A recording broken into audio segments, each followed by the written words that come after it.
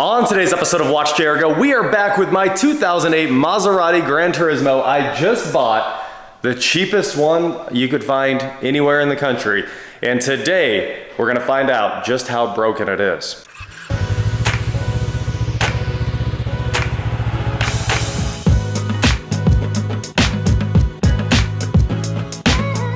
What is going on, guys? I am WatchJRGo, and in the last video, I revealed my new awesome project, one that I am very excited about. And a lot of people were like, this car is not broken and you didn't talk about the gas smell anymore, so there must be nothing wrong.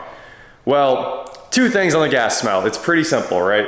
A gas smell is not gonna hurt anything. If it catches on fire, so be it, we'll jump out and run away. But it's usually not a gas leak, it's usually something with the evap system. On this one, I definitely think it's the evap system, and I've got parts on the way. And until then, you just deal with it because gas actually smells delicious. There's just a point where it's a little too overwhelming. This car does that sometimes. If you open the trunk, you just get obliterated by the gas smell. But other than that, you can drive it just fine. Not to mention, I usually drive it with the windows down because we've had a nice week. Now, let's get into this thing for real. What else is wrong with this car other than the gas smell? And there's plenty to go around. Now, if you guys haven't noticed, it looks like a brand new car because the next two videos are out of order. We detailed it yesterday, and today we're gonna actually take a look at what's wrong with it. And then tomorrow, you guys can see it get detailed. But it is absolutely stunning after Dave's Detail did their magic, and we'll have a lot of fun with that tomorrow. First, let's get into what I think is wrong with this. I think the way to kick this video off is on the driver's door. I don't know if I mentioned it in the first video at all, but these latches are interesting, right? This is a switch. You can hear it, it's electronic. This is a physical cable pull, as far as I know. You hear the latch move with the cable drive. So I guess if the electronics don't work, you use that. But inside, apparently, GranTurismos have the world's most fragile door handle. I jumped on the forums and read a bunch of threads about this, seeing if I could just fix it without buying anything, and you cannot. There's a cable stay right here that the handle pulls against, right? So when this lever goes like this, it pulls the cable that way, and the cable has to be held right here. Well, apparently, it breaks all the time. It's a super common GranTurismo problem, and it actually looks pretty reasonable to fix. I just can't figure out what the part is. So there's a bunch of passenger side ones for sale on eBay. As you'd expect, the passenger side doesn't get used as much, so everybody gets to part those out. And I guess all the driver's sides are trash. So I got on Recombi and I've been trying to sort out what part is actually the cable retention piece that goes behind this handle, because this is just trim right here. What is it? I don't know what it is. All I know is that it doesn't work. And I was actually thinking about just adding pulling two wires off of the handle and sticking them in here kind of underneath it and putting a button so you could use the electronic release. Not a bad idea, right? That's like a $1 idea versus this that's probably a $200 to $300 idea. Either way, I'll fix it right, obviously, but I definitely would not mind having a little hidden switch down here that's just a push button, and you could tap it and release the door that way. For now, every time I drive the car, I either leave the window down, negating the gas smell, or have to roll it down when I get out of the car, hit unlock, reach outside, and open the door. So it is a very hoopty Maserati. You look like an idiot when you have to roll your window down to get out of the car. So that is on the short list to get fixed. Unfortunately, like I said, I don't know what the part is, and I will get it figured out and we'll get it sorted, but I just don't have enough time. So on to the next round of problems. And to do that, we're gonna head on over to Johnny's shop here in town, the Car Ninja, and I actually wanna see if this thing is aligned, because if you guys remember that tire that was destroyed, I'll post a picture of it again right now, destroyed. It looks like it was rubbing on a control arm. Something major happened to that thing. I kind of wonder if the alignment's ruined. Now, it might not be, because when I went and put a new tire on it, which it does already have, we've got Toyo Proxy Sport AS, brand new ones. Both of them on each side are from this year now, which is super nice. But when we went around the car and we looked at the date codes on the tires, we found 09, 10, and 11. So that's pretty bad. Those are nearly original Bridgestones on the front still. And now on the back, at least we've got two brand new tires. Almost 30,000 miles of wear on a rear tire on a rear wheel drive sports car, you know? I can see how that wear could have happened, but I definitely want to go get this thing on the alignment machine and see if it's like way off, if it's got maybe a bent control arm, or was it just a really old tire? With that said, we've got all my diagnostic stuff loaded up. Let's hop in the GranTurismo and go check it out.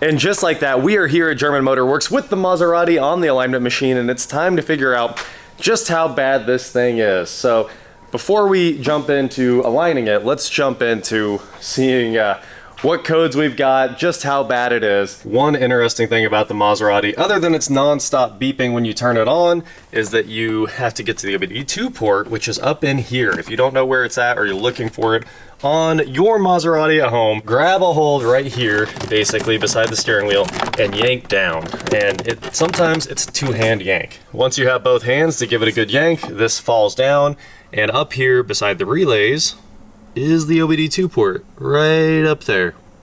We've got the 2008 Maserati GranTurismo M145 loaded up right there. We are connecting to it, and here in a second, we'll do a control unit scan, kick it off, find out just what this car thinks is going on. Do you guys remember what I said about the check engine light? It has a code set, which I knew before that there was actually a code set, but the check engine light disappears 15 seconds after startup every time.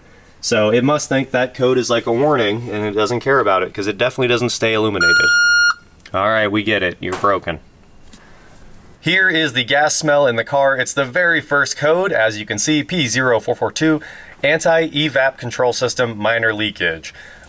Short circuit to battery, and above maximum threshold. So we're gonna figure that out. I do have a charcoal canister coming. I think it might be that. It could also be the solenoid, even though I'm not really sure that's the problem. I kind of think it's a full charcoal canister.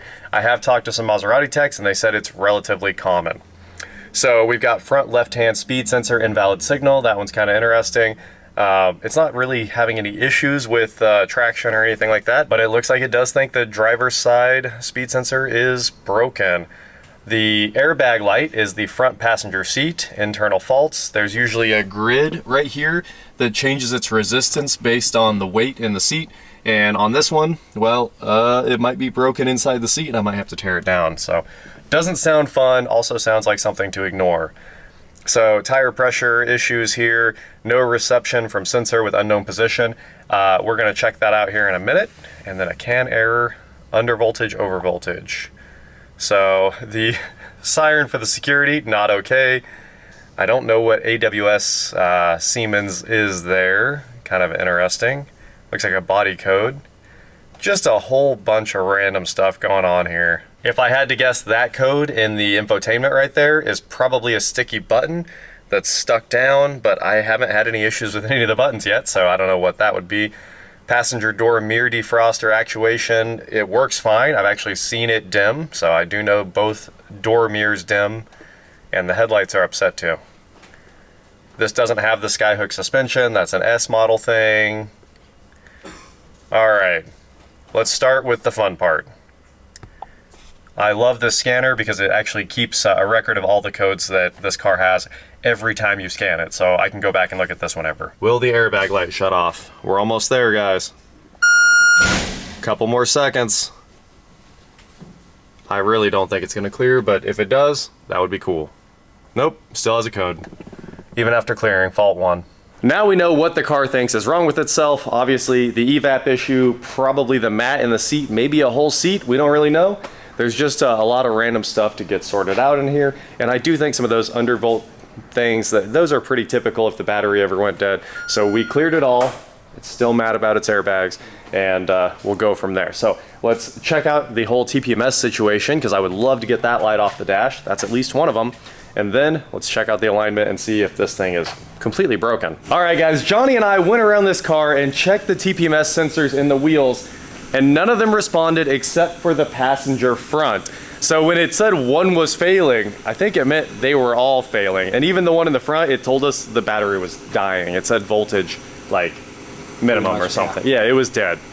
So Johnny grabbed his Autel TPMS programmer, and I thought all my sensors were broken because I accidentally programmed them all when they were sitting on the bench. But his started overriding the programming, so we are making Maserati sensors right now. Getting close. That one's ready? One more. Yep. Okay. And then I guess we might break the beads, throw some sensors in here, and have a working TPMS system. The only fun thing is this car is supposed to have metal valve stems. I think you're supposed to run metal valve stems after 160 mile an hour. And I said it was probably a 155 car, and somebody else was like, it should go 175. So you are supposed to put metal valve stems on. I do have 4 of them. Maybe we'll put those in. And while Johnny's programming this set, we're doing the software updates on mine over there. So maybe mine will overwrite the sensors, and we're both excited. One sensor detected. Man, I was worried that I ruined 20 sensors. No, they're fine. And I did spend probably 3 hours trying to make this work years ago, but Johnny had the same problem, reached out to Autel, and they said install the updates. And now here we are. Success. Sweet. All 4 of them. Sweet. All right, man, I'm pumped. Cool. We're gonna shut one light off. Here's a couple fun Maserati facts. Chrome plated studs, and they're hex, not something nice like Torx, like most German cars. So that's kind of cool. The other thing is, look how clean this is. We did obviously detail the car already, but wild how clean it is. And I don't even see a bunch of oil blown out of the shock. I feel like it should have a cover there, but everything looks pretty okay so far. Here's our metal valve stems. Let's head over here and swap out a TPMS sensor. Ooh, Ben, you're working on a good car. I love this car. Me too. Check it out, guys. It's a Ferrari. It's a Ferrari TPMS sensor. You need that for your car? We could probably put a new battery in it and run it. Mine doesn't have TPMS sensor. No, I think your car's pre-TPMS. Yes. Just one little bit. Oh man, I didn't know you could just get that potting material off that easy. Unless your battery right here. Why didn't we just put batteries in these bad boys? Well, you have to solder. I know. 2450 battery. Then you're worried about this thing coming back apart because you don't have it potted. Go for it, man. Ferrari. Quick sensor change, and we should be back on the bead here in just a moment. It also turns out I'd already used my metal valve stems, and I just had a box with a bunch of rubber replacement ones in it, so we're doing the rubber ones. I've definitely gone 200 on rubber ones before. Hey, we're home free. So we got all the TPMS sensors replaced. The alignment machine is airing everything back up because it does it automatically and sets them all to the same pressure or whatever you want it to be, 32 all the way around. I pulled some of the PPF off the back. That was definitely wrong with this car. This is yellow and nasty. And we found out both front tires are completely trash.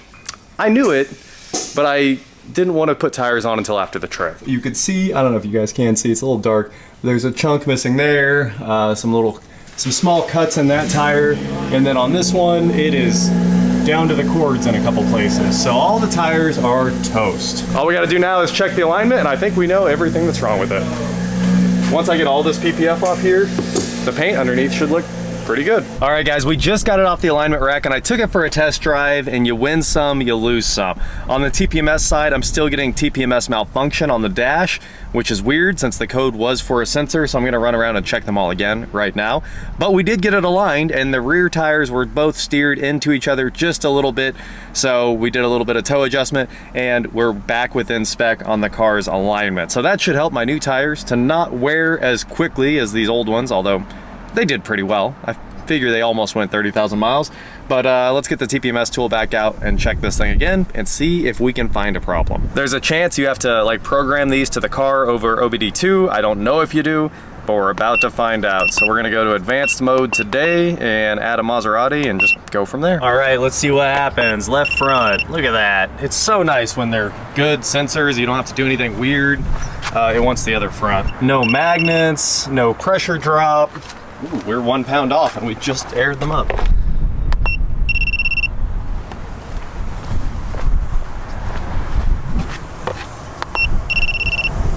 right, connect OBD and turn on ignition. This is the first time I've ever actually had to connect this thing to OBD. View DTCs, too many wheel sensors.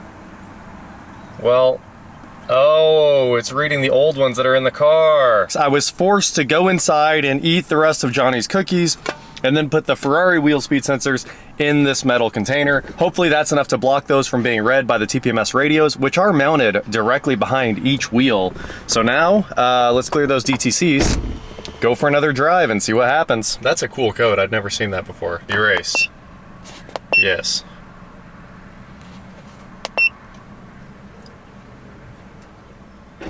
Another crazy thing is that it has an R2 exhaust all the way back to the factory mufflers. I'm not seeing any TPMS codes anymore. It might just need to relearn. That would be really cool if that's actually what's going on here. I'm gonna go drive it around some more. I've been trying to kick this thing into calibration mode, get it to save all of these. Yeah, tire pressure, there's not a single code. All right, well, it still says TPMS malfunction on the dash. Hopefully after driving for 20 minutes, which is what it says gets this working again, that clears.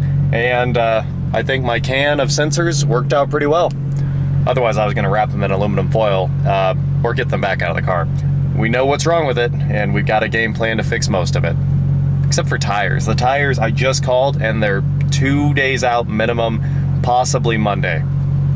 I'm gonna have to make the trip with bad front tires. I think I found the issue, guys. Front left, we've got pressure.